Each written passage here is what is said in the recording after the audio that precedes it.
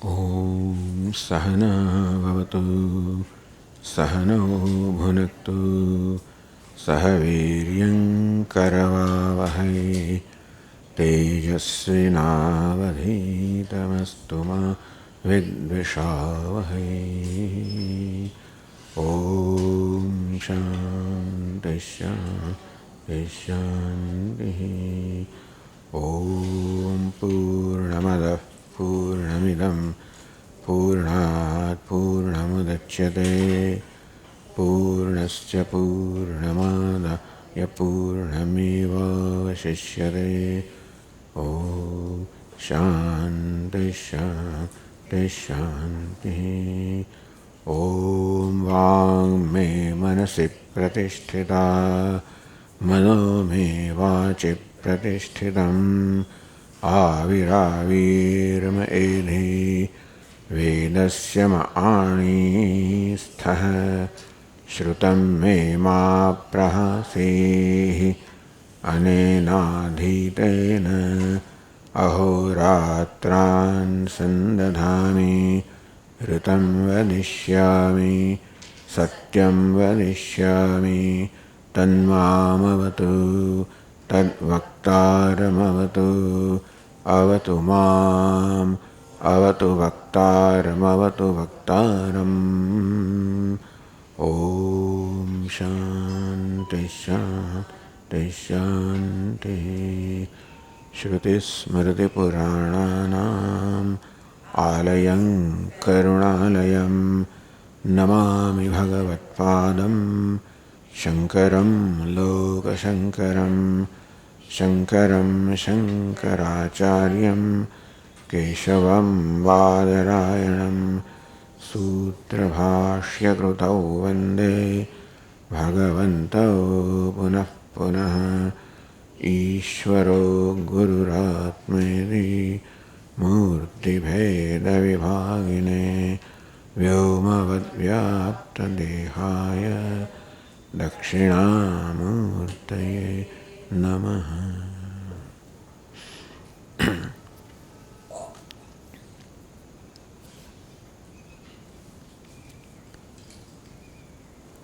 प्राणात्मवाद्यसौ भोक्तृबोधेनैव अतिविस्मितः। असौ प्राणात्मवादी आप प्राण ने आत्मा माननार बालाकी भोक्तृबोधेनैव अतिविस्मितः न भोक्ता न बोध से। प्राणात्मवादी प्राण ने आत्मा मानता होने कारण એ સિવાય બીજા કોઈ આત્મતત્વની ખોજ કરી નથી કે એના પર ધ્યાન આપ્યું નથી, એટલે આજે જ ખબર પડી કે ભોગતા આત્મા છે. અતિ વિસ્મિત બુદ્ધમ બ્રહ્મેદ સંતુષ્ટ. સાથે સાથે આ નવી જ વસ્તુ જાણવા મળી જેનો ક્યારેય ખ્યાલ પણ ન હતો. તેથી આ જ બ્રહ્મ છે એવો પણ એના મનમાં આ નિશ્ચય જન્મ્યો અને સંતુષ્ટ થઈ ગયો. ન અન્યત પ્રશ્નમ અપેક્ષત. અને તેથી હવે અન્યત બીજા કોઈ તત્વને પૂછવાની જાણવાની કોઈ અપેક્ષા, પ્રશ્ન પૂછવાની અપેક્ષા ન રહી. આ સિવાય કશું છે એવો ખ્યાલ હોય તો એના વિશે પૂછવામાં આવે. આ નાગને પૂછતા જ ગયા આથી ચડિયા તો કંઈ છે, આથી વધારે ઉત્તમ કંઈ છે. એમ પ્રાણ સુધી જ્યારે આવ્યા અને પ્રાણનો ઉપદેશ થયો ત્યારે એમને થયું કે બસ આ જ બ્રહ્મ છે, એટલે પછી આગળ પ્રશ્ન ના થયો. અહીં પણ જ્ઞાપયિષ્યામિ ઇતિ એવમ રાજ્ઞા તસ્મૈ પ્રતિશ્રુતમ. રાજાએ એની સમક્ષ પ્રતિજ્ઞા કરેલી કે જ્ઞાપયિષ્યે અહમ, હું તને બ્રહ્મનો બોધ કરાવીશ. શિષ્ટમ બોધયતુમ. રાજા જાણે સમજે છે કે ગાર્ગ્ય શું સમજ્યો છે અને એ શેને બ્રહ્મ માને છે. દ્વાસુપર્ણા સયુજા સખાયા, બે સમાન દેખાતા પક્ષીઓ બ્રહ્મ પક્ષી અને જીવ પક્ષી અને બ્રહ્મ પક્ષી. જીવ નામક પક્ષીનો તો ઉપદેશ કરવામાં આવ્યો કે ભોગતા છે. જે સૂઈ ગયો હતો એને જે ઉઠ્યો. શિષ્ટમ બોધયતુમ. પણ ઈશ્વર નામનું પક્ષી જે છે કે બ્રહ્મ નામનું પક્ષી છે, અનશ્નન અન્ય અભિચાકશીતી. આ ભોગતા પક્ષી છે જીવાત્મા, પેલું અભોગતા પક્ષી છે પરમાત્મા. એ તો જાણવાનું બાકી રહી ગયું. તમ બોધયતુમ, એનો બોધ આપવા માટે તસ્માત સ્વયં પ્રશ્નાન ચકારસ. રાજાએ પોતાના જ પક્ષે પ્રશ્ન ઉપસ્થિત કર્યા. એવું કેમ કર્યું? બંધ ધીર શ્રોતા શ્રદ્ધાલુ વિનયાન્વિત. એ શ્રોતા કદાચ બંધથી હોય, એમાં પાંડિત્ય ન હોય, તો પણ શ્રદ્ધાલુ વિનયાન્વિત, શ્રદ્ધાળુ છે, વિનય સંપન્ન છે, તો અપૃષ્ટેના આવી વક્તવ્યા તસ્મૈ વિદ્યાયતિ શાસ્ત્રઘી શાસ્ત્રધીઃ. તેવા શિષ્યને અપૃષ્ટેના, તો કે ગુરુ જેને કોઈ પ્રશ્ન પૂછવા આવે એવા ગુરુએ તસ્મૈ વિદ્યા વક્તવ્યા, એ ગુરુએ એવા શિષ્યને વિદ્યાનો ઉપદેશ કરવો જોઈએ. શાસ્ત્ર ગીહી, શાસ્ત્રનું ગીત ગાન છે. શાસ્ત્રદીહી, શાસ્ત્રનો નિશ્ચય છે. શાસ્ત્ર વચનમ, શાસ્ત્રધીહી પાઠે શાસ્ત્ર નિશ્ચય. શાસ્ત્રધીહી અને શાસ્ત્ર ગીહી. શાસ્ત્રધીહી એવો શાસ્ત્રનો નિશ્ચય છે. શાસ્ત્ર ગીહી એવું શાસ્ત્રનું વચન છે. યો ભોક્તાત્રોત્થિત સ્વયં ક્વાશૈષ્ટ પુરા ક્વા અભુદ્ધિરહિતા સુપ્તિ કુતો વા આગાદયમ પુમાન. રાજાએ પોતાના પક્ષે 3 પ્રશ્નો કર્યા. યો ભોક્તા અત્ર ઉત્થિત, જે ભોક્તા, જે જીવાત્મા અત્યારે જાગ્યો, સફળ જાગ્યો, સોયમ ક્વ અશૈષ્ટ, એ ક્યાં અશૈષ્ટ, ક્યાં સૂતો હતો? ક્વ અભૂત ધીરહિતા સુપ્તિ, અને ધીરહિતા બુદ્ધિ રહિતા, જ્ઞાન રહિત, સભાનતા રહિત જે સુષુપ્તિ છે, સુપ્તિ જેને ગાઢ નિદ્રા કહેવામાં આવે, ક્વમાં એ કયા સ્થળે, એ કયા સ્થળે એનો અનુભવ થાય છે? ક્યાં આગળ સુષુપ્તિ બને છે, રહે છે, ઉપસ્થિત થાય છે? ઉતવા અયમ પવન આઘાત, આ પુમાન ક્યાં ગયો હતો અને ક્યાંથી આવ્યો? એટલે આજે પુમાન કહો, આ જીવાત્મા કહો, આત્મા કહો, સુષુપ્તિમાં ક્યાં ગયો હતો? સુષુપ્તિ નામની જે અવસ્થા છે એ ક્યાં હતી? અને આ જીવાત્મા કે પુમાન ક્યાંથી પાછો આવ્યો? એ ક્યાં ગયો હતો એ દ્વારા એનું શું સ્વરૂપ છે એવું પૂછ્યું. કે સુષુપ્તિમાં જીવાત્મા પોતાના સ્વરૂપને પ્રાપ્ત કરે છે. સતા સૌમ્ય તદા સંપન્નો ભવતી. હે સૌમ્ય, હે પ્રિયદર્શન, તદા એટલે ત્યારે સુષુપ્તિમાં આ જીવાત્મા સતા સંપન્નો ભવતી, સત વડે, બ્રહ્મ વડે સંપન્ન થાય છે, બ્રહ્મને પ્રાપ્ત કરે છે, બ્રહ્મ બને છે. એ સુષુપ્તિમાં પોતાના સ્વરૂપને પ્રાપ્ત કરે છે. એટલા માટે એ ક્યાં હતો, એટલે ક્યાં હતો એટલે કે પોતાના કયા સ્વરૂપમાં હતો, પોતાના સ્વરૂપમાં હતો, એવો પ્રશ્ન છે. આ સુષુપ્તિનો અનુભવ ક્યાં થાય છે એ તો જાણે કે સામાન્ય જ્ઞાન માટે છે, એમાં આપણને બહુ રસ નથી. પણ આ ક્યાંથી પાછો આવ્યો, કેવી રીતે પાછો આવ્યો, આ પાછવાની પ્રક્રિયા કઈ છે? યત્ર યષ્ટ્યા તાડિત સન ઉત્તસ્થો ભોગતા. તો જેને લાકડી મારવામાં આવી એને કારણે આજે ભોગતા જાગ્યો. સ્વયં ક્વ અશિષ્ટ, એ ક્યાં સૂતો હતો? પ્રથમ પ્રશ્ન. ધીરહિતા સ્તુતિ ક્વવા અભૂત દ્વિતીય. ગાઢ નિદ્રા કયા આગળ ગાઢ નિદ્રા અનુભવ થાય છે? કુતો વયમ પવન આઘાત, અને ક્યાંથી આ આત્મા આવ્યો?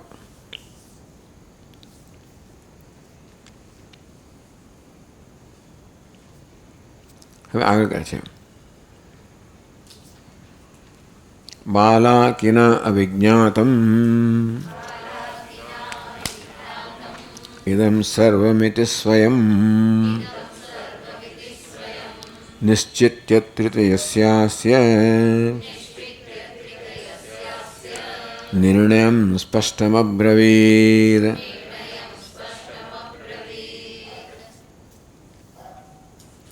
ઇદમ સર્વમ બાલાકેન અવિજ્ઞાતમ.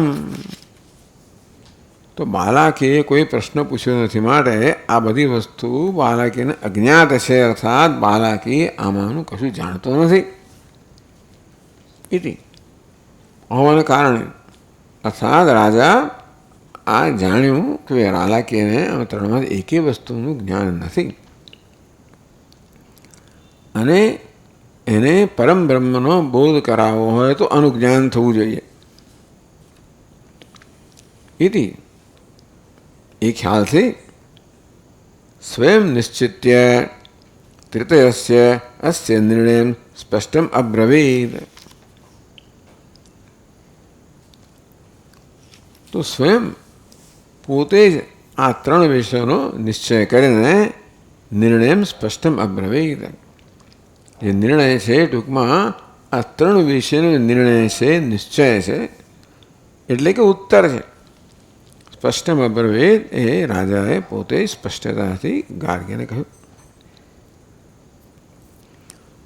તો પહેલાં તો સુષુપ્તિ ક્યાં થાય છે એ કહે છે.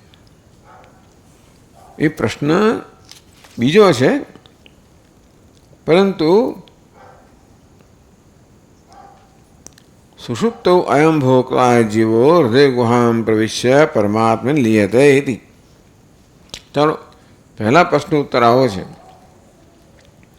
અયમ ભોક્તા, એ ભોક્તા છે, જીવાત્મા છે. સુષુપ્તૌ, સુષુપ્તિમાં હૃદય ગુહામ પ્રવિશ્ય, હૃદયરૂપી ગુહામાં પ્રવેશ કરીને પરમાત્માને લીયતે, પરમાત્મામાં લીન થાય છે. એ પહેલા પ્રશ્ન ઉત્તર છે. એટલે સ્વયં કો અશિષ્ટ, ક્યાં સૂતો હતો?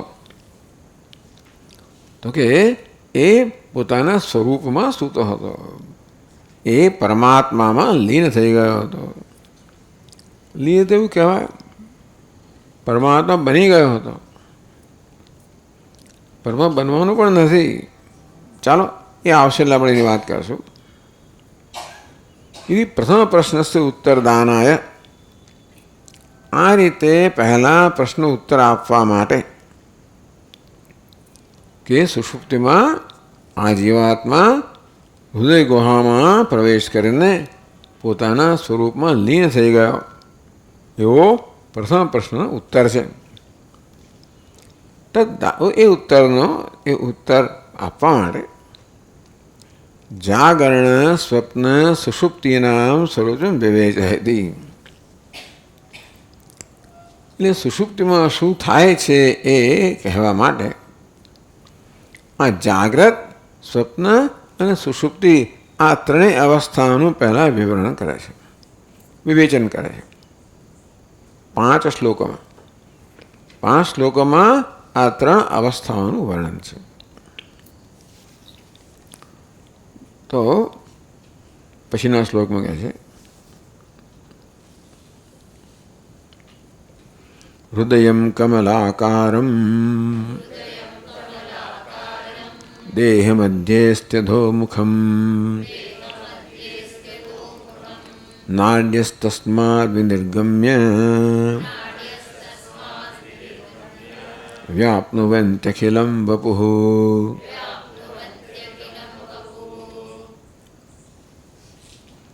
હૃદયમ કમલાકારમ. આ હૃદય જે છે એ કેવું છે? કમળના આકારનું છે, બીડેલા કમળના આકારનું છે. બીડેલા કમળની કળી દેહ મધ્યે, દેહની મધ્યમાં રહેલું છે. એટલે આપણે નાભીથી એક વેંત ઉપર છે એવી જાતનું પુરુષ સૂક્તમાં વર્ણન કરવામાં આવ્યું. અધોમુખમ. આ બીડાયેલું કમળ કેવું છે? અધોમુખમ, નીચેની તરફના મુખવાળું છે. નાડ્ય તસ્માદ વિનિર્ગમ્ય વ્યાપ્નુવન્તિ અખિલમ વપુઃ. આ હૃદયમાંથી અત્યંત સૂક્ષ્મ નાડીઓ જે છે એ ત્યાંથી બહાર આવે છે અને સમગ્ર દેહને વ્યાપ્ત કરે છે. આ પ્રકારનું વર્ણન અન્યત્ર પણ પ્રાપ્ત થાય છે. બૃહદારણ્યક કહો અને બીજા ઉપનિષદમાં પ્રાપ્ત થાય છે. અહીં પણ એ પ્રાપ્ત થયું. કેટલી નાડી છે એની સંખ્યા પણ અન્યત્ર કહેવામાં આવી, 72 કરોડ વગેરે. તો દેહ મધ્યે અધોમુખમ કમલાકારમ હૃદયમ વર્તતે. દેહની વચ્ચે અધોમુખવાળું કમળના આકારનું હૃદય છે. તસ્માન નાનાવિધા નાડ્ય વિનિર્ગત્ય. અનેક પ્રકારની નાડીઓ આ હૃદયમાંથી બહાર નીકળે છે. નિખિલમ દેહમ વ્યાપ્નુવંતિ, અને સમગ્ર દેહને વ્યાપી રહે છે. એ પરમાત્મા સમગ્ર દેહમાં વ્યાપે છે.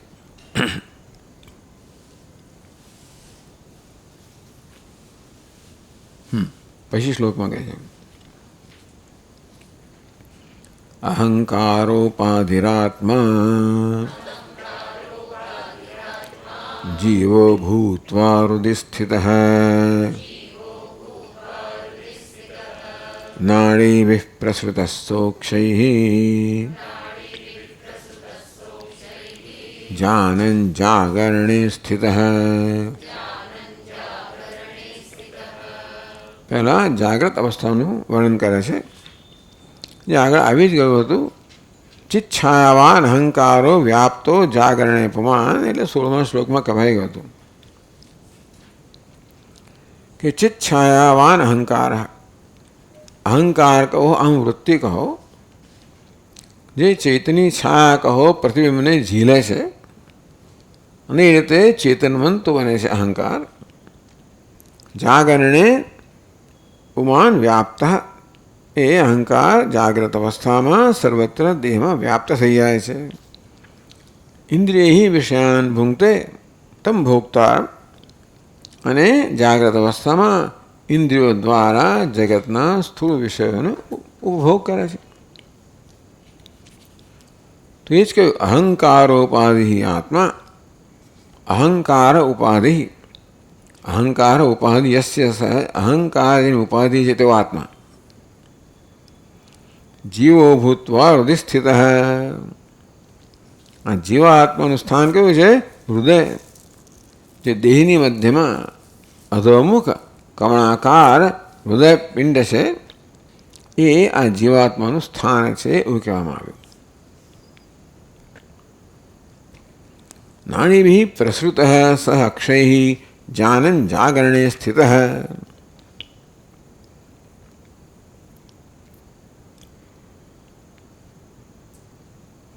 નાડીભિઃ પ્રસૃતઃ યાવત જાગ્ર ભવતું કર્મ ન ક્ષીણમ તાવત જાગરણે ભોગાન અનુભવતી ઇન્દ્રિય દ્વારા. ટૂંકમાં આ ચેતના છે હૃદયમાંથી પ્રસરણ પામીને દેહમાં વ્યાપ્ત થઈને બધી ઇન્દ્રિયો સુધી આવે છે. એ આત્મા બધી ઇન્દ્રિયોમાં વ્યાપ્ત થઈ જાય છે અને ઇન્દ્રિયો બધી ચેતનવંતી બને છે, અને ત્યાં રહેલો આત્મા જે છે એ ઇન્દ્રિયો દ્વારા જગતના વિષયોનો ભોગવે છે. આ અવસ્થાને જાગ્રત અવસ્થા કહેવામાં આવી.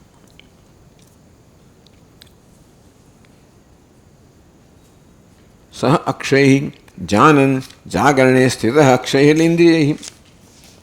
इंद्रियों द्वारा जागरण भोगन अनुभवती इंद्रिय द्वारा. तो क्या સુધી આ જાગ્રત અવસ્થા રહે છે? યાવત જાગ્ર ભોગ પ્રદમ કરો ન ક્ષીણમ. તો આપણા શાસ્ત્રો આ બધા જ અનુભવોને કર્મનું પરિણામ કહે છે. તે જાગ્રત અવસ્થાનો અનુભવ છે પણ આપણા પૂર્વ કર્મનું પરિણામ છે. પૂર્વ એટલે આ ક્ષણની પહેલાંનું કર્મ. તો આપણને જાગ્રત અવસ્થાનો અનુભવ આપવા માટે જે કર્મ છે એ કર્મનો પ્રભાવ જ્યાં સુધી હોય ત્યાં સુધી આપણને જાગ્રત અવસ્થાનો અનુભવ થાય છે. યાવત જાગ્રત ભોગ પ્રદમ કરો ન ક્ષીણમ. જાગ્રતના ભોગને પ્રદાન કરનારું કર્મ છે એ જ્યાં સુધી ક્ષીણ ન થયું હોય ત્યાં સુધી આ જાગ્રત અવસ્થાનો અનુભવ રહે છે. એટલે શું? જાગરણે ઇન્દ્રિય દ્વારા ભોગાન અનુભવતી અનંત જાગ્રત અવસ્થા. ક્યાં જીવાત્મા ઇન્દ્રિયો દ્વારા જગતના સ્થૂળ વિષયોનો અનુભવ કરે છે, ભોગવે છે. જાગ્રત ક્યાં સુધી? જ્યાં સુધી આ અવસ્થા માટેનું કર્મ છે એ કર્મનો પ્રભાવ હોય ત્યાં સુધી. તસ્ય કર્મ ક્ષય. તો આ દરેક કર્મનો ક્ષય થવાનો જ છે અને તેથી જાગ્રત ભોગપ્રદ, જાગ્રતના ભોગ પ્રદાન કરનારું કર્મ છે એનો ક્ષય થાય. તો પછી કે આગળ બાહ્ય ભોગપ્રદમ કર્મ યદા ક્ષીણમ તદા પુનઃ વાસના ભોગદે કર્મણી ઉદ્બુદ્ધે સ્વપ્ન ભાગ ભવેદ.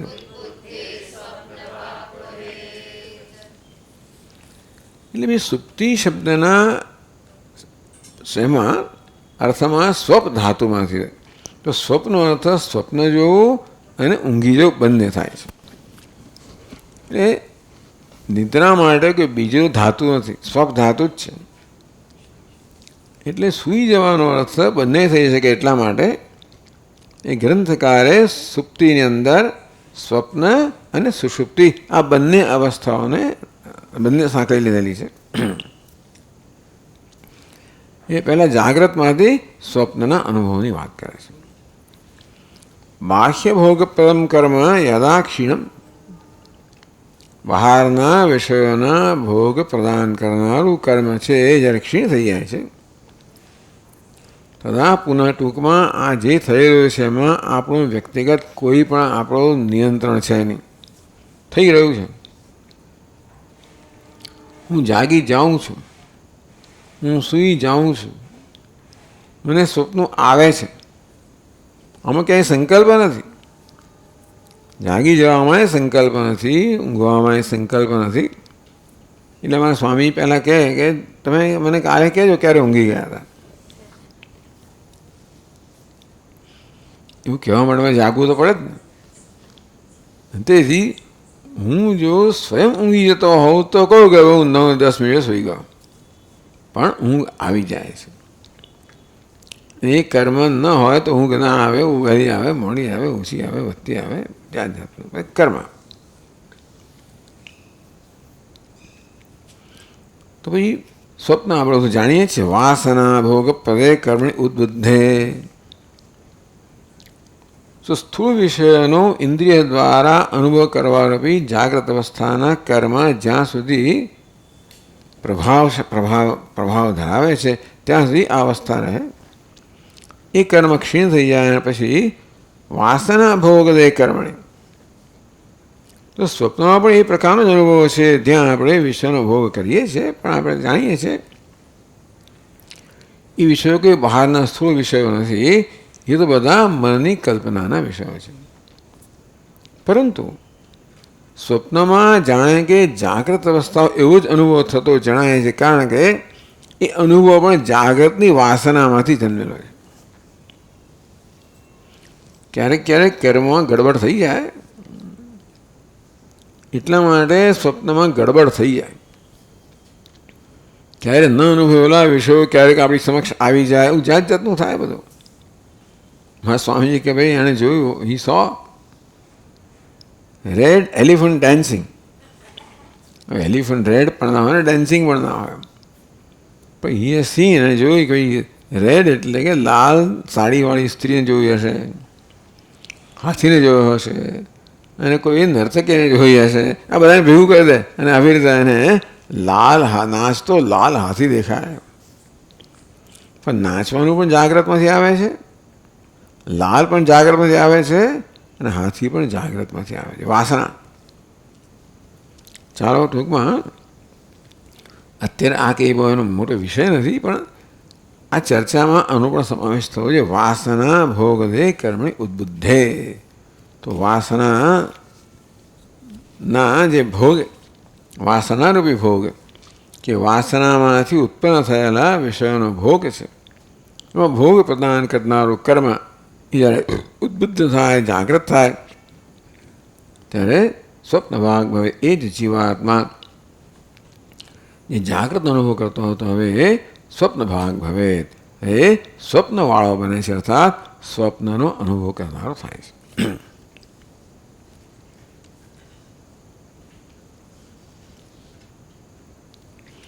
એ ક્યાં થાય છે? સ્વપ્ન નાડી શું એટલે વર્ણન પછી આવશે કે આ જીવાત્મા ધીમે ધીમે આ દેહમાંથી પોતાને સંકેલવા માંડે છે.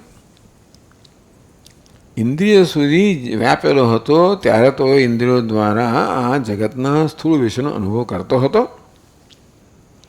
એ કર્મ પૂરું થયું એટલે હવે ધીમે ધીમે સંકેલવા માંડે, અને અહીંયા વર્ણન કરશે કે હિતા નામની અત્યંત સૂક્ષ્મ નાડીઓ છે એમાં એ જશે અને ત્યાં સ્વપ્નનો અનુભવ કરશે.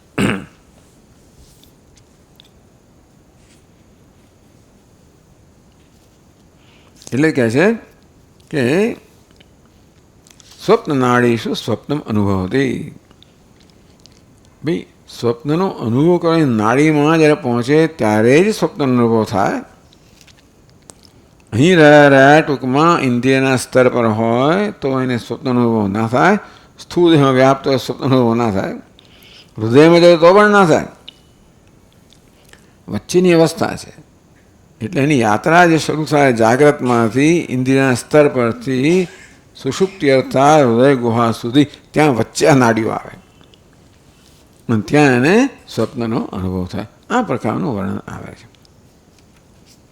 વેદાંત શાસ્ત્ર આપણને આમાં કે બહુ એવો રસ નથી, પણ છતાં આ પ્રકારનું વર્ણન આવે છે, અને આપણી જાણ, એને આપણે જનરલ નોલેજ કહીએ. ટૂંકમાં આ જાણવા યોગ્ય વસ્તુ છે. ડૉક્ટરોને આ બધામાં કદાચ વધારે રસ પડે એવું શક્ય છે કે મનોવૈજ્ઞાનિકોને વધારે રસ પડે.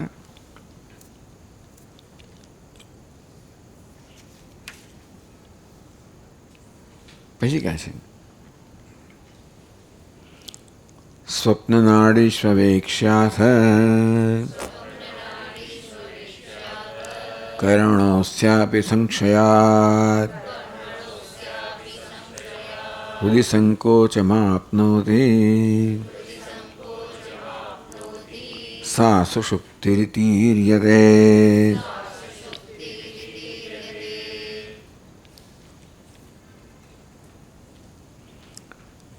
સ્વપ્ન નાડીશુ અવેક્ષ્ય, ટૂંકમાં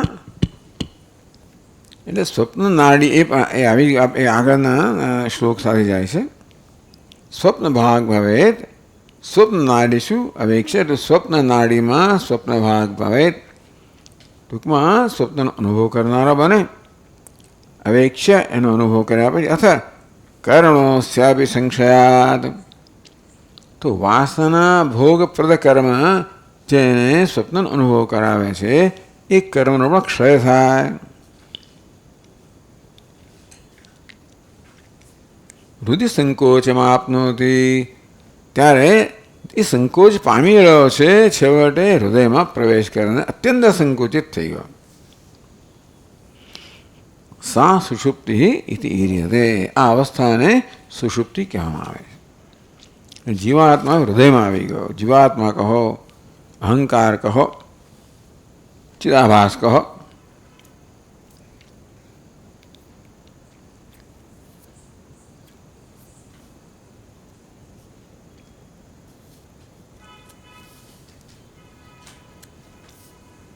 હા, પછી કહે છે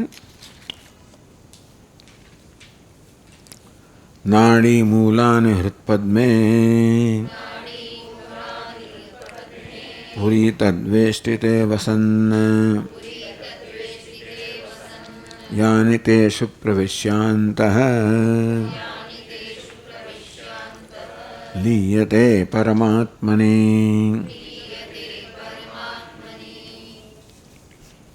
નાડી મૂલાની, હૃદયમાંથી બધી નાડીઓ બહાર આવે છે. એ નાડી મૂળ કયું કહેવાય? એટલે હૃદયને નાડી લાગેલી છે ત્યાં.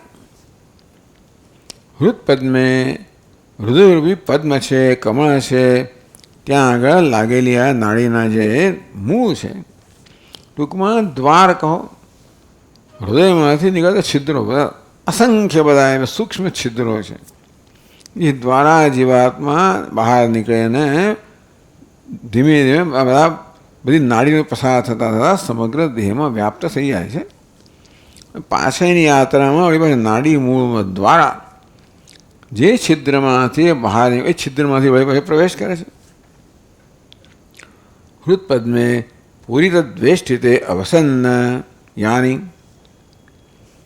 તો સ્વપ્નમાં જે પૂરિતત નામની જે પૂરિતત એને એટલે હૃદયની આસપાસ એક આવરણ જેવું છે કે ચર્મનું આવરણ જેવું છે, એને પૂરિતત કહેવામાં આવે છે.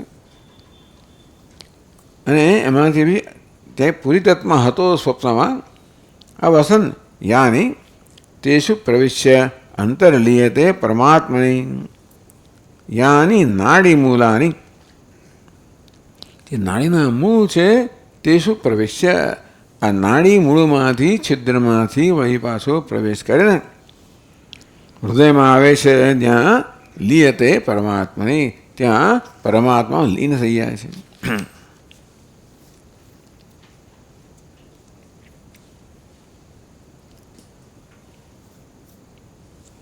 ત્યાં પૂરિત નાડી વેષ્ટિતે હૃદયે યાની નાડી મૂલાની તદંત પ્રવિશ્ય, તો પૂરિતત નામનું જે આવરણ છે કે એક ચર્મનું આવરણ છે, જ્યાં હૃદયને જાણે કે વીંટીને રહેલું છે, એ દ્વારા આવું હશે બધું. ટૂંકમાં એટલે આપણો ડૉક્ટર સાહેબ હા પાડે છે કહું છે. એની અંદર એ છિદ્રમાંથી અંદર પ્રવેશ કરીને હૃદયમાં આવીને પરમાત્માની લીયતે, જીવ લીયતે, બસ પરમાત્મા લીન થઈ જાય છે. એટલે શું થયું? શું લીન થાય છે? લીન થઈ શકે એ વસ્તુ જ લીન થાય. આપણે સવારે વાત કરી તે પ્રકારે જીવાત્મા કોને કહેવાય? તો કે અહંકાર ઉપાધિ ધરાવનાર ચૈતન્યને જીવાત્મા કહીએ. અહંકાર સાથે સાથે પછી બુદ્ધિ આવે, મન આવે, ઇન્દ્રિયો આવે, દેહ આવે. આ પ્રકારે સુઉપાધિકા ઉપાધિ ધરાવનારા ચૈતન્યને જીવાત્મા કહેવામાં આવે. એટલે આ બધી અવસ્થામાં ચૈતન્યમાં કોઈ પ્રકારનો ફરક પડતો નથી. જાગ્રત હોય, સ્વપ્ન હોય, સુષુપ્તિ હોય, એમાં ચૈતન્ય એમને એમ જ રહે છે, એની કોઈ અવસ્થા જ નથી.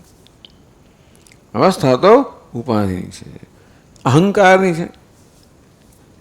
અહંકાર જાગી જાય છે, અહંકાર સ્વપ્નનો અનુભવ કરે, અહંકાર ઊંઘી જાય છે. અહંકાર જાગી આવે કે આત્મા જાગી ગયો. અહંકાર સ્વપ્ન હોય તો આત્મા સ્વપ્ન જુએ છે. અહંકાર ઊંઘી જાય તો આત્મા કે જીવાત્મા ઊંઘી ગયો.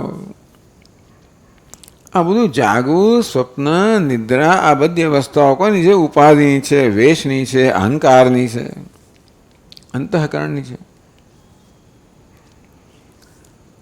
પણ હવે તો સુષુપ્તિમાં શું થાય છે? એ જીવાત્મા પરમા લીન થઈ ગયો. એટલે લીન થવાનું નથી ખરેખર. લીન શબ્દ તો કાર્ય જ્યારે કારણમાં લીન થઈ જાય ત્યારે કહેવાય. ચાલો, એટલે અવ્યક્ત થઈ ગયો.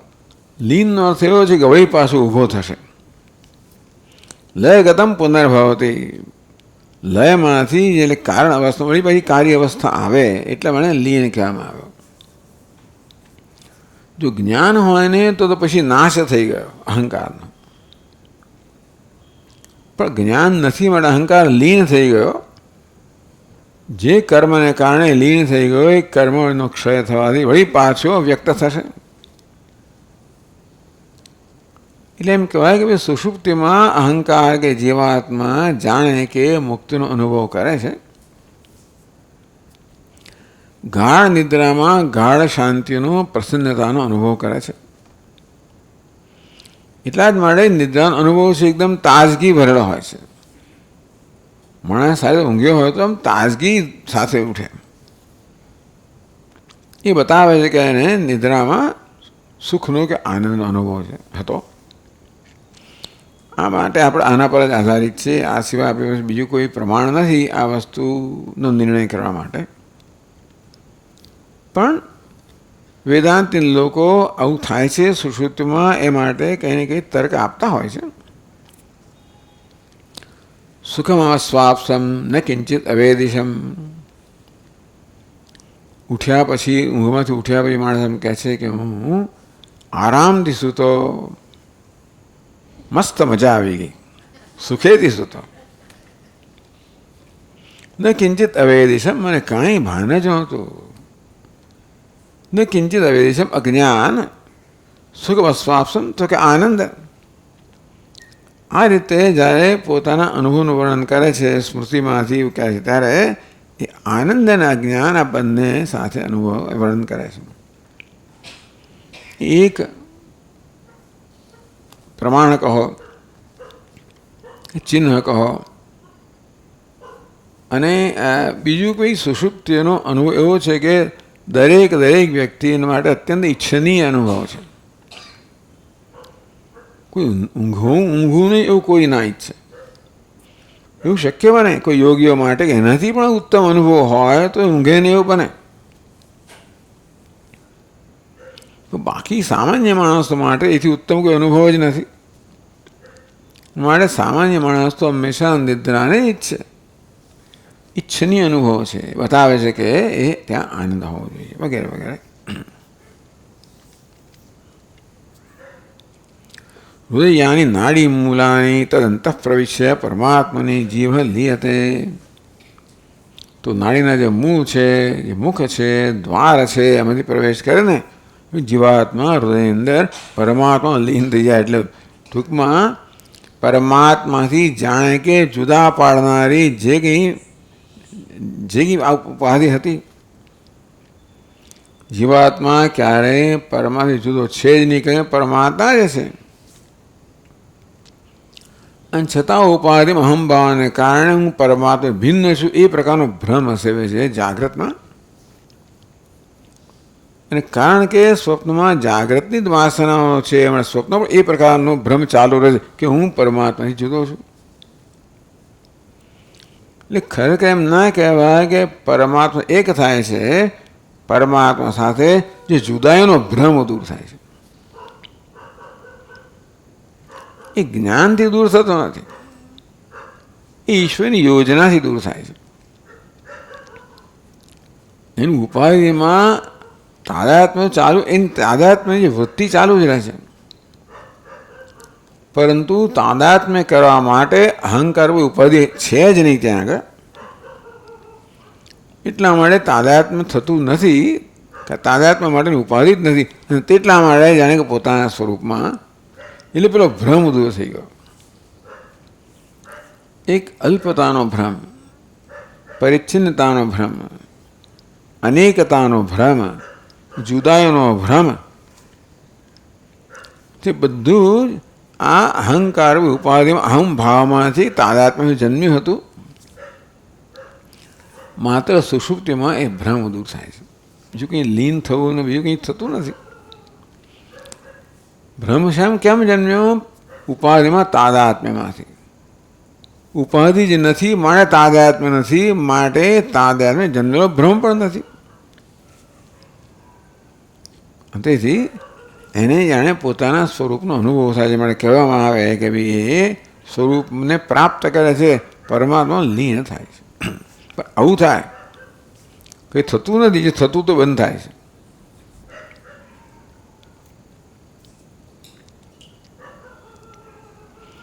તો તો જે પરમાત્મામાં આ જીવાત્મા લીન થયો કહેવામાં આવ્યું, સંપન્ન થયો કહેવામાં આવ્યું, બની ગયો કહેવામાં આવ્યું, તેને કોઈ પ્રકારનું ભાન નથી એવું બૃહદારણ્યકમાં સમજાવવામાં આવ્યું. અંદર બહાર કશું જ એને ભાન નથી. અંદર બહાર ભાન હોવા માટે એની ઇન્દ્રિય જોઈએ, મન બહાર ભાન વાળી ઇન્દ્રિય જોઈએ, અંદર માટે મન જોઈએ. કોઈ પ્રકારની સભાનતાનું સાધન નથી એની પાસે, એટલે બધા ભાન કોઈ નથી એને એટલા માટે કોઈ ભાન નથી, તાદાત્મ નથી, ભ્રમ નથી. એ રીતે આ જીવાત્માને ભ્રમથી અને ભ્રમમાંથી જન્મતા અનેક પ્રકારના અનર્થ દુઃખમાંથી મુક્ત કરવાની ભગવાને યોજના કરી નાખી છે. આનો આવી રિટ્રીટ ના હોય, એકાંતવાસ ન હોય જો, તો માણસ ગાળો થઈ જાય. કારણ કે એને બિચારાને એને ક્યાંય કંઈક ભાગી શકે, જ્યાં ભાગે ત્યાં વસ્તુ જ છે. ભાગનારો જ બધું દુઃખ લઈને ભાગે ને. મૂળ દુઃખ ક્યાં છે? પોતાના અહમમાં જ છે. એ લઈને જ્યાં પણ જાય ત્યાં દુઃખ સાથે જ જવાનો છે, કમનસીબે.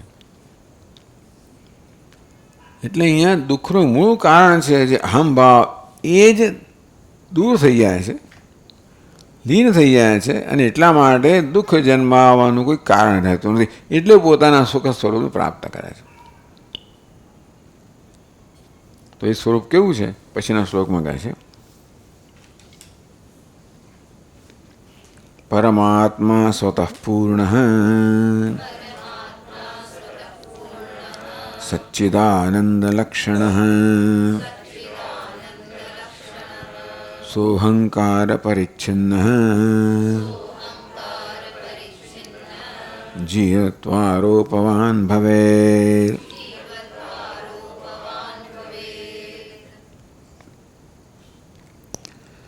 સચ્ચિદાનંદ લક્ષણ પરિભૂ પરમાત્મા એવ જીવ.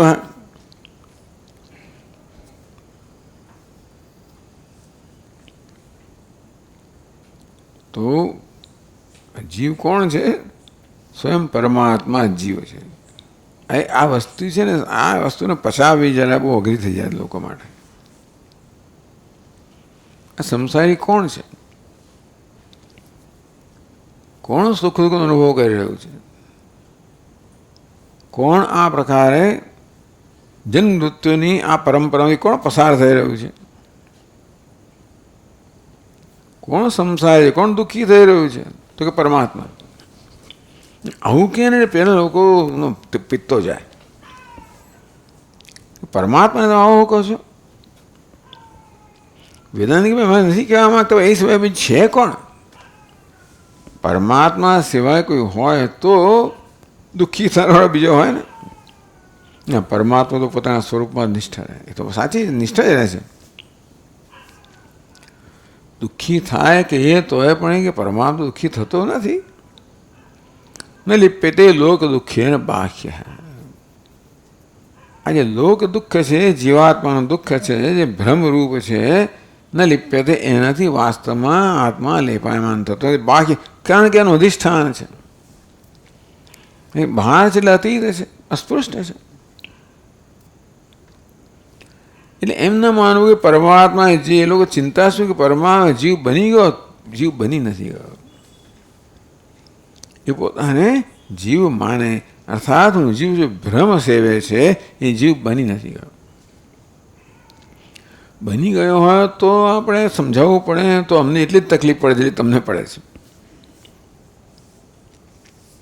નસીબ જોઈએ ભગવાન જીવ બની નથી ગયો, માત્ર જીવ રૂપે વેશ ભજવી ગયો છે. જરા ભૂલી ગયો છે ખરા. નામાની કરતો અભિવદન યદાસ્તે રૂપાણી વિચિત્ય ધીર. બધા રૂપની રચના કરીને, બધા નામ ધારણ કરીને ભગવાન આ વેશ ભજવી ગયો છે. હું ભૂલી ગયો કે અહીંયા પ્રવેશ તો કર્યો. જે પ્રવેશની અહીંયા પણ વાત આવશે. આ પ્રકારની કથા કહેવામાં આવ્યું કે તને સમજાવો કેવી રીતે. પરમાત્મા એ સંસાર અનુભવી રહ્યો છે, સમજાવો કેવી રીતે. એટલે કે સંસારી બન્યા વગર સંસાર અનુભવ, એવું પાછું કેવું છે. અર્થાત આ સંસાર એ ભ્રમ છે એવું કહેવું છે, તો જ ભ્રમ જ્ઞાન દ્વારા દૂર થાય તો મોક્ષ પ્રાપ્ત થાય. આ પ્રકારની વેદાંતની પ્રક્રિયા છે. પરમાત્મા સ્વતઃ પૂર્ણ સચ્ચિદાનંદ લક્ષણ. પરમાત્મા એવ જીવ, જે સચ્ચિદાનંદ લક્ષણ છે, સ્વતઃ પૂર્ણ છે, જે પરમ આત્મા છે. પરમ એટલે સર્વ પ્રકારની વચ્ચે મર્યાદાથી પર રહિત, દેશકાળ વસ્તુ બધી મર્યાદાથી રહિત. એ જ સત્ય છે. બાકી બધી વસ્તુઓ એ સિવાય કહ્યું છે જ નહીં. વેદાંતના કહેવા પ્રમાણે જે કશું મર્યાદિત જણાય છે એ માત્ર આભાસ જ છે, કશું મર્યાદિત છે જ નહીં. પૂર્ણમદ પૂર્ણમિદમ. પરમાત્મા પૂર્ણ છે તો એ જીવાત્મા જે પરમાત્મા ભાઈ એમાં પૂર્ણ છે, જગતમાં પૂર્ણ છે. ઇદમ એટલે એનો અર્થ બે કરી શકાય. ઇદમ એટલે જીવાત્મા પૂર્ણ છે, ઇદમ જગત પણ પૂર્ણ છે, જે છે પૂર્ણ જ છે. આવું કહો એટલે લોકો એકદમ ગુસ્સે થઈ જાય. નહીં તો આ જગતમાં આટલું દુઃખ છે, આટલો વિષાદ છે, ભૂખમારો છે, પેલું છે, અન્યાય છે વગેરે બધું છે. સાચી વાત છે. એટલે આસુરી વૃત્તિઓ છે ને આવું બધું રંજાણ ચાલે છે ને આટલો અન્યાય ચાલે છે. કેટલું ચાલે જગતમાં. છાપામાં એમ જ લાગે તો એવું દુઃખ સિવાય કશું છે જ નહીં એવું જ લાગે. દુઃખ છે એવું નથી, અધર્મ જ છે એવું નથી, છતાંય પણ કે એના જ બધા સામાન્ય રીતે આ બધા સમાચારોને પ્રાધાન્ય આપવામાં આવે. તો આ બધું સમજાવવું કેવી રીતે? જો પરમાત્મા સત્ય હોય તો આ બધું કેમ સમજાવાય? એટલે વેદાંત કે અજ્ઞાન, અવિદ્યા. અવિદ્યા એટલે અવિદ્યામાંથી જન્મેલો ભ્રમ એમ સમજવાનું. માત્ર અવિદ્યા નહીં, સુષુપ્તમાં હોય છે પણ ભ્રમ જાગ્રત સ્વપ્નમાં હોય છે. એટલે ભ્રમ છે. અને પણ આ બધું સમજવા માટે બહુ જ પરિપક્વતા જોઈએ. સંસારમાં રચ્યા પચ્યા હોઈએ, સત્યતા આપતા હોઈએ અને કકાટ જ મહત્વનો હોય તો આ બધી વસ્તુઓ આપણે કદાચ સાંભળીએ કે કંઈક તો પણ એ કશું અંદર પ્રવેશ ના કરે, કોઈ અસર ના થાય. પરિપક્વતા હોય તો જ અસર થાય આ બધા શાસ્ત્રની. નહીં તો વળી પાછા હતા ત્યાં ત્યાં પહોંચી જઈએ આપણે. કશો વાંધો નહીં, ચાલો 1 કલાક તો આપણે થોડા મુક્ત થઈએ છીએ, એટલું સારું છે. ભગવાનની કથા સાંભળીએ છીએ, ભગવાનનું ગુણગાન સાંભળીએ છીએ. ચાલો આત્મા પરમાત્મા સ્વતઃ પૂર્ણ સચ્ચિદાનંદ લક્ષણ. સચ્ચિદાનંદ અસ્થિભાતિ પ્રિય જેનું લક્ષણ છે, સ્વરૂપ છે. અર્થાત જે સચ્ચિદાનંદ સિવાય કંઈ હોતો જ નથી એ સિવાયનું બધું આગંતુક છે. સ્વતઃ પૂર્ણ, આ સ્વયં પૂર્ણ છે. અર્થાત કશી બીજી વસ્તુને કારણે એની પૂર્ણતા નથી, પૂર્ણતાનો સ્વભાવ છે. સહ અહંકાર પરિચ્છિન્ન જીવત્વ આરોપવાન ભવે. આ વેદાંતની પ્રક્રિયા સમજાવી. સહ અહંકાર પરિચ્છિન્ન, અહમ વૃત્તિમાં તાદાત્મ્યને કારણે, અહમ વૃત્તિ દ્વારા બુદ્ધિમાં, મનમાં, ઇન્દ્રિયોમાં, દેહમાં અને પછી દેહ સાથે સંબંધિત વસ્તુઓમાં અહંકાર મમકારને કારણે પરિચ્છિન્નત્વ. આ પ્રકારે પરિચ્છિન્નતા કહો, અલ્પત્વ કહો, સીમિતતા છે પ્રાપ્ત કરે. જાણે કે આ પ્રકારનામાં પરિચ્છિન્નત્વનો, અલ્પત્વનો, સીમિતતાનો આવો એક ભ્રમ જન્મે છે. પણ ભ્રમને આપણે ભ્રમ ન જાણીએ ત્યાં આપણો એ સાચું છે. રજ્જુ સર્પ એ ભ્રમ છે એવું ના જાણતા હોય તો એ રજ્જુ સર્પ સાચો જ છે આપણા માટે. અહંકાર પરિચ્છિન્ન જીવત્વ આરોપવાન ભવેત. તો તસ્ય પરિચ્છિન્નત્વ જીવત્વ કર્તૃત્વ ભોક્તૃત્વાદિકમ અવિવેકેન આરોપિતમ. જીવત્વ આરોપવાન, આ જીવત્વ છે ને જીવત્વ રૂપી આરોપવાળો બને છે. જીવત્વ એટલે જીવપણું. જીવપણું કોને કહેવાય? કર્તૃત્વ ભોક્તૃત્વ આદિ. હું કરતા છું, હું ભોગતા છું, હું જ્ઞાતા છું, હું સુખી છું, હું દુઃખી છું આદિ અનેક પ્રકારના જે ભ્રમ છે અવિવેકવાન, અવિવેકને કારણે. તો ક્યાંક છે કર્તૃત્વ, ક્યાંક ભોક્તૃત્વ છે, ક્યાંક પ્રમાતૃત્વ છે, ક્યાંક આ બધું છે ખરું, પરંતુ છે બીજે અને એનો આરોપ પોતાના પર કરે છે અને આરોપવાન ભવે. એટલે આ તો શું છે કે દેહ છે માટે આપોઆપ અહમ બુદ્ધિ થઈ જાય, સહજ થઈ જાય છે, સ્વભાવથી થઈ જાય છે. નસીબ જોઈએ સુષુપ્તિમાં વસ્તુ જ નથી માટે આરોપ થતો નથી. આરોપની બધી સંભાવના ત્યાં હાજર છે, પણ આરોપ કરવા માટેની વસ્તુ નથી માટે મુક્ત થઈ ગયો. પણ જેવી જાગ્રતમાં સ્વપ્નમાં ઉપાધિ ઉપસ્થિત થઈ કે ઉપાધિ અહમ ભાવ કેવો છે, એ તો સ્વભાવ, એને વાસના કહેવાય, સ્વભાવ કહેવાય, આપોઆપ થનારી વસ્તુ કહેવાય. નૈસર્ગિક હોય એમ લોક વ્યવહાર અહમ મમયતી, નૈસર્ગિક કહો, અનાદિ કહો, સ્વભાવ કહો, થઈ જ જાય છે. એટલે મને આપણે ખબર નથી, આપણે કરતા નથી, કોઈ આરોપ કરતું નથી, તાદાત્મ્ય કરતું નથી, તાજો થઈ જાય છે. તેથી હું જીવ છું, કરતા છું, ભોગતા છું, સુખી છું, દુઃખી છું વગેરે અવિવેકમ, અવિવેકેને આરોપિતમ, અવિવેકથી આરોપિત કરીને એ જીવત્વને પ્રાપ્ત કરે છે, અથવા જીવ બની જાય છે, અથવા પોતે જીવ છે એવો ભ્રમ સેવે છે, એવો અનુભવ કરે છે.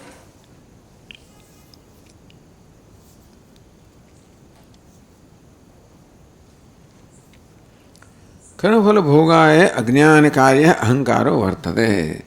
અહંકાર શેને મળે? કર્મફલ ભોગાય, પોતાના કર્મના ફળને ભોગવવા માટે અહંકાર છે. તદીયમાં ભોક્તૃત્વાદિકમ પરમાત્માની આરોપિતમ. આ કર્તૃત્વ અહંકારમાં છે, ભોક્તૃત્વ અહંકારમાં છે, પ્રમાતૃત્વ, સુખિત્વ, દુઃખિત્વ આ બધું અહંકારમાં છે. પરમાત્માની આરોપિત, બધું પરમાત્મામાં આરોપિત કરવામાં આવે છે. એટલે કે પરમાત્મા આરોપિત કરે, પરમાત્મા પોતાનો આરોપ પરમાત્મા માને છે કે એમના કોઈક આરોપ કરે છે. ભલે આપણે હજુ સર્વ દૃષ્ટાંત આપીએ જાણે બીજે, પણ આ તો પોતે જ પોતાના આરોપ કરે છે. આ દૃષ્ટાંતો બરાબર પ્રસ્તુત થતા નથી હોતા. રજ્જુ સર્પના દૃષ્ટાંતમાં રજ્જુને ભ્રમ થાય છે કે હું સર્પ છું, એવું દૃષ્ટાંત હોવું જોઈએ. મને જ્યાં રજ્જુને સર્પ છે ભ્રમ થાય છે બરાબર છે, પણ એ વસ્તુ પૂરેપૂરી સમજાવતું નથી.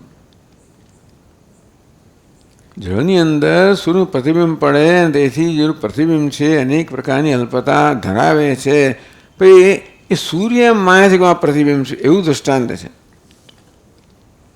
સૂર્ય પ્રતિબિંબને જુએ અને પોતાના વિશે નિર્ણય કરે કે હું આટલા જ આકારનો છું, આટલા જ કદનો છું, હું મલિન છું, ચંચળ છું, નિસ્તેજ છું.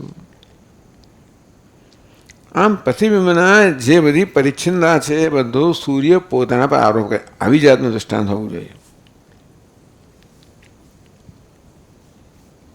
હું આરોપ કરું તો શું થઈ ગયું? હું પ્રતિબિંબને નિસ્તેજ માનું એટલે મને કંઈ થતું નથી, કોઈને કંઈ થતું નથી.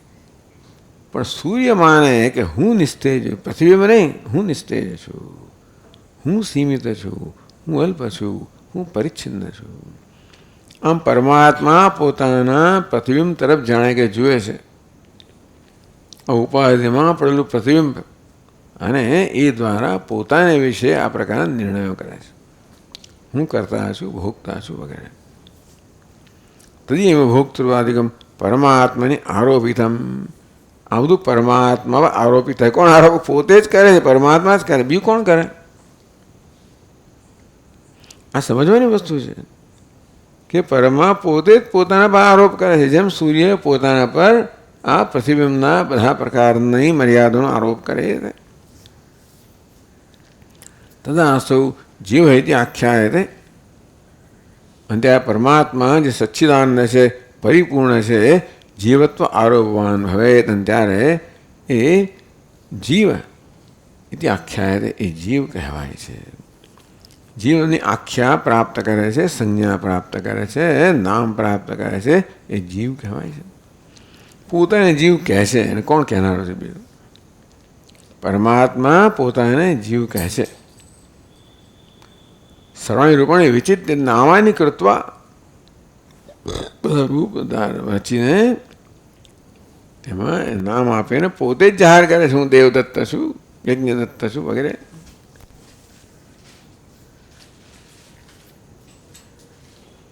એટલે પછીના શ્લોકમાં કહ્યું અજ્ઞાન કાર્યો અહંકાર અવસ્થિત ફલભુક્તયે ફલદે કર્મણિ ક્ષીણે લીયતે સૌ સ્વકારણે. અજ્ઞાન કાર્ય અહંકાર આગળ આવી ગયું. આપણે કહી દીધું અહંકાર શું છે? અજ્ઞાન કાર્ય. અજ્ઞાનનું કાર્ય છે, અજ્ઞાનનું પરિણામ છે. અહંકાર એક ભ્રમ છે, કોઈ વાસ્તવિક હસ્તી નથી. એ જીવત તો એક ભ્રમ છે, કોઈ વાસ્તવિકતા નથી. એ ભ્રમ ટકી રહે જ્યાં સુધી ભ્રમને દૂર કરનાર જ્ઞાન ન જન્મે ત્યાં સુધી. અજ્ઞાન કાર્ય અહંકાર, અજ્ઞાનનું પરિણામ છે અહંકાર ભ્રમ, એમ સમજવાનું. એટલે કે અનાત્મા અવિવેકને કારણે અનાત્મા પર આત્મત્વનો આરોપ કર્યા પછી જે ભ્રમ જન્મે એને આપણે અહંકાર કહીએ. અવસ્થિત ફલભુક્તએ, ટૂંકમાં કર્મફળ, આ બધા વ્યવહારને સમજાવવા માટે કહેવામાં આવ્યું. કર્મફળ કર્મ કોણ કરે છે, કર્મફળ કોણ ભોગવે છે, અને કર્મફળના ભોગવવાને માટે જેને જાગ્રતમાં, સ્વપ્નમાં, સુષુપ્તિ અવસ્થામાં પસાર થવું પડે. ફરી જન્મશે તો જન્મશે, એ તો ખરું, જન્મ મૃત્યુની પરંપરા તો ખરી જ. પણ અહીંયા આગળ સતત સ્વપ્ન, જાગ્રત સ્વપ્ન સુષુપ્તિ પરંપરા ખરી પાછી. કર્મને કારણે જન્મ મૃત્યુની પરંપરામાંથી પસાર થવું પડે તો એક વસ્તુ છે. કર્મને કારણે દરરોજ જે જાગ્રત સ્વપ્ન સુષુપ્તિ આ પ્રકારની પરંપરામાંથી પણ પસાર થવું પડતું હોય છે. અને આ બધા અનુભવો સુખપ્રદ હોય તો જુદી વાત છે. કમનસીબે મોટે ભાગે બધા અનુભવો સુષુપ્તિ સિવાયના એ તો ભાન નથી મને. જે સુખનો અનુભવ થાય ત્યારે મને ભાન નથી ને. જ્યાં ભાન છે દુઃખનો જ અનુભવ થાય છે. આપણે જેને સુખ કહીએ છીએ એને પણ વિવેક લોકો દુઃખ જ કહે. વિવેક એને દુઃખમેવા. જે વિષયનું સુખ છે એને વિવેક મહાપુરુષો દુઃખ કહે છે.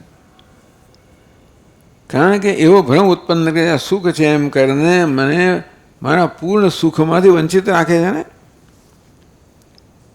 આ મને સુખ પ્રદાન કર્યો છે આ પદાર્થ એમ માનીને જ્યાં સુખ છે ત્યાંથી તો મારી નજરને વિમુખ જ રાખે છે ને.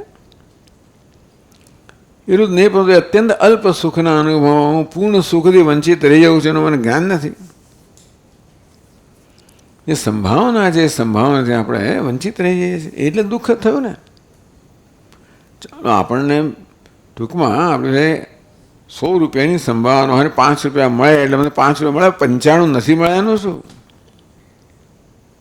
એ આટલું અલ્પ સુખ ભોગવતી વખતે જે એની પૂર્ણતા છે એનાથી વંચિત રહી જાય છે, એ એને વંચિત રાખે છે. એટલા માટે વિવેકી પુરુષો માટે તો આપણે જેને સુખ કહીએ દુઃખ જ છે.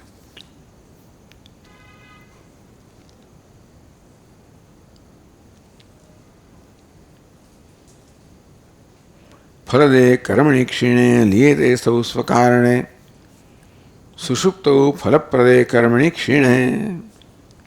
આ સુષુપ્તિ છેલ્લું વર્ણન આવ્યું ને, તો આવું કેમ કહેવામાં આવ્યું કે ત્યાં આગળ પરમાત્મા સાથે એક થઈ જાય છે ને માટે પરમાત્માનું વર્ણન આવ્યું. અને છતાં એને જ્ઞાન નથી માટે જીવત્વમાંથી મુક્ત થતો નથી. એટલા જ મને જાગે ત્યારે વળી પાછો એમાં એમાં જ આવી જાય છે. તો ચાલો એને આવો અનુભવ થયો સુષુપ્તિ અંદર. ફલદે કર્મણિ ક્ષીણે સુષુપ્તો ફલપ્રદે કર્મણિ ક્ષીણે. સુષુપ્તિમાં એને ફળ પ્રદાન કરનાર સુષુપ્તનો આનંદ પ્રદાન કરનાર જે કર્મ હતું એ ક્ષીણ થઈ જાય. અહંકાર સ્વકારણે અજ્ઞાને લીયતે, ત્યારે અહંકાર તો સુષુપ્તિમાં સુષુપ્ત અહંકાર સ્વકારણે અજ્ઞાને લીયતે, સુષુપ્તિમાં અહંકાર પોતાના કારણ અજ્ઞાનનો લીન થઈ જાય છે. તદા પરિચ્છિન્નો જીવોપી પૂર્ણેન પરમાત્મના ઐક્યમ આપનોતિ, લીયતે અસૌ સ્વકારણે, પોતાના કારણો લીન થઈ જાય. પછીના શ્લોકમાં કહે છે પૂર્ણેન ઐક્યમ વાપ્નોતિ પરિચ્છિન્નો યથા ઘટે નષ્ટે ઘટાકાશ ઐક્યમ વિયતા મહતા વ્રજેદ.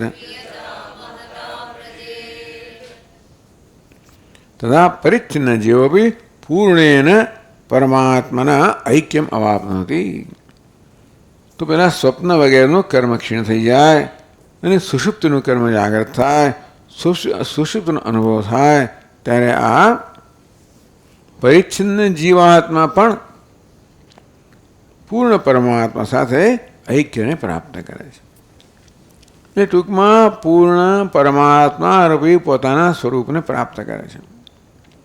અર્થાત આગળ કહ્યું તે પ્રકારે પૂર્ણ પરમાત્મા હું નથી એ પ્રકારના ભ્રમથી મુક્ત થાય છે, બીજું કંઈ નહીં. એટલા મેં સુષુપ્તિમાં પોતે જે છે બની રહે છે, બસ એટલું જ. મોક્ષમાં પણ એવું છે.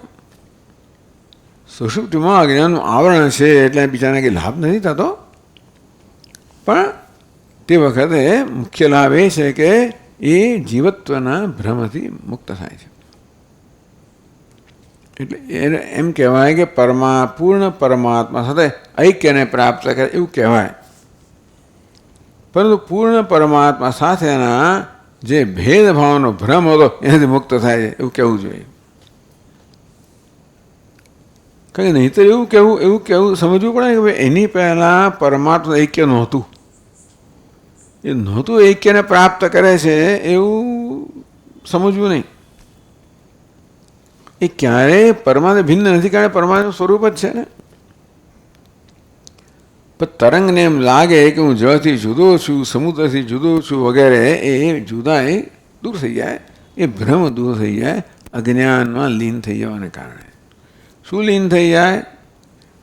પરિચ્છિન્નતાનો ભ્રમ જન્માવનારી ઉપાધિ છે લીન થઈ જાય. જીવાત્માનો કયો અંશ લીન થાય? જીવાત્માનો ઉપાધિ અંશ લીન થાય. જે ઉપાધિ અંશ આપોઆપ જ તાદાત્મ્ય જન્માવે છે, અવિવેકને કારણે અધ્યારોપ જન્માવે છે. અને તેથી હજી કે એનામાં જ્ઞાન થયું નથી કે અધ્યારોપ છે, પરંતુ અધ્યારોપ કરવા માટે જે ઉપાધિ, એ ઉપાધિ જ જ્યારે લીન થઈ ગઈ ત્યારે અધ્યારોપ તો રહેતો નથી. એ અધ્યારોપને કારણે જે ભેદનો ભ્રમ હતો જુદાઈનો એ દૂર થઈ જાય. એ ભેદના ભ્રમને કારણે પરિચ્છિન્નતાનો એ પણ દૂર થઈ જાય. એટલે કહેવામાં આવે કે પૂર્ણ પરમાત્મા ઐક્યને પ્રાપ્ત કરે, એટલે કે પોતાના સ્વરૂપને પ્રાપ્ત કરે, પોતે જે છે એ બની રહે. પૂર્ણ ઐક્યમાં આપને એટલે આપણે બરાબર સમજીએ તો ખબર પડે કે આ બધું ઉપાધિના સ્તરની જ વાતો છે. અવસ્થા બધી ઉપાધિની છે. લીન થાય પણ ઉપાધિ લીન થાય, વળી વ્યક્ત થાય પણ ઉપાધિ વ્યક્ત થાય. ચૈતન્ય તો જેવો છે તેવો જ રહે છે. તત્ર ઉદાહરણ ગ્રંથે ઉદાહરણ આપ્યું. નષ્ટે ઘટાકાશ ઐક્યમ વિયતા, ઘટાકાશ ઐક્યમ વિયતા મહતા વ્રજેદ. યથા એ આગળની પંક્તિ સાથે યથા ઘટે નષ્ટે એવું છે. જેવી રીતે ઘટ નષ્ટ થઈ જાય, તૂટી જાય, તો ઘટાકાશ, ઘટમાં જે પરિચ્છિન્ન જણાતું તો આકાશ એને ઘટાકાશ કહેવાય. એ એક ભ્રમ હતો. ઘટાકાશની કોઈ વસ્તુ નથી. આકાશ એટલે મને તમને ઘટાકાશ, આકાશને ભ્રમ જેમ નથી હું ઘટાકાશ છું એ સમજવાનું. મને તમને ભ્રમ હોય એ તો સમજાવે, ચાલો સમજે, પણ તકલીફ ક્યાં છે? ઘટાકાશને એવો ભ્રમ જન્મે કે મહાકાશને ભ્રમ જન્મે કે હું ઘટાકાશ છું. કે આપણે કંઈ વ્યસ્ત એક થઈ જવાનું નથી, સમજ પડી ને. અને ઘટાકાશ થઈ જતો એમાં આપણને કંઈ થતું નથી. પણ મહાકાશને ભ્રમ જન્મ્યો હું ઘટાકાશ છું. યથા ઘટે નષ્ટે એટલે મહાકાશની અંદર આ પ્રકારનો ભ્રમ જણાવનાર ઉપાધિ કઈ છે? ઘટ. ઘટ નામની ઉપાધિ છે જે મહાકાશમાં ભ્રમ જન્માવે છે કે હું ઘટાકાશ છું. સમજ પડી ને. ઘટ ના હોય તો ઉપાધિ એવું ના જન્મે. એટલે આ મહાકાશ સ્વભાવ થઈ ગયો છે. ઉપાધિને કારણે આપોઆપ પોતાના પર આરોપ કરે. ઘટપટ મઠ જે હોય એ પ્રકારની ઉપાધિનો આરોપ કરે ને પોતાને સીમિત પરિચ્છિન્ન માને. એ ઘટ નષ્ટ થઈ જાય એટલે એ હવે આરોપ કરવાનું કારણ ન રહે માટે એ ભ્રમ દૂર થઈ ગયો. એટલે વળી જાણે કે પોતાના સ્વરૂપને પ્રાપ્ત કર્યું. નષ્ટે ઘટે નષ્ટે ઘટાકાશ મહતા વિયતા ઐક્યમ વ્રજેત. જે કહેવાતું ઘટાકાશ છે મહતા વિયતા, વિયત એટલે પણ આકાશ. તો કે મહતા વિયતા મહાન વિયત મહાકાશ સાથે ઐક્યને પ્રાપ્ત કરે છે. બધું પ્રાપ્ત થતું નથી. બીજું મહાકાશ હતું એક જ આકાશ છે ને. ઘટાકાશની વસ્તુ હોય અને મહાકાશ બની જાય તો સમજ્યા. ઘટાકાશ વાસ્તવમાં જુદું હોય અને તો મહાકાશ ઐક્ય પ્રાપ્ત કરે એમ કહેવાય. પણ જુદા શું છે? ભ્રમ છે. અર્થાત એ ઘટાકાશ મહાકાશ કરતાં ભિન્ન એ ભ્રમ દૂર થઈ ગયો. ક્યારે દૂર થઈ ગયો? એ ભ્રમ જન્મવા માટે જે ઉપાધિ હતી આ ઘટ નામની એ જતી રહી. ભ્રમ દૂર થઈ ગયો એટલે કહેવાય કે ઘટાકાશ મહાકાશ સાથે ઐક્યને પ્રાપ્ત કરે છે. એ રીતે જીવાત્મા પરમાત્મા સાથે ઐક્ય પ્રાપ્ત કરે છે. તથા ઇતિ એ પ્રકારે તથા પૂર્ણેન ઐક્યમાપ્નોતિ પરિચ્છિન્ન જીવ. તે રીતે પરિચ્છિન્ન જીવ પૂર્ણ પરમાત્મા સાથે ઐક્ય પ્રાપ્ત કરે. જેવી રીતે પરિચ્છિન્ન ઘટાકાશ પૂર્ણ મહાકાશ સાથે ઐક્ય પ્રાપ્ત કરે છે.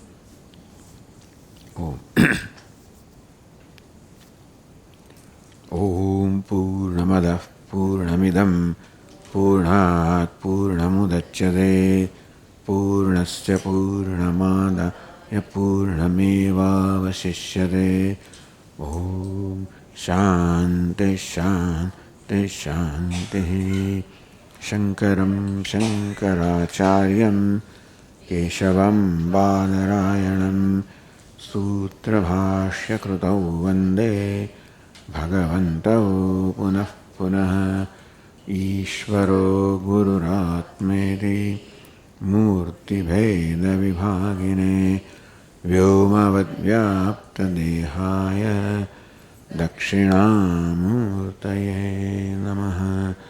ઓમ શાંતિ શાંતિ શાંતિ. હરિ ઓમ. શ્રી ગુરુભ્યો નમઃ. હરિ ઓમ.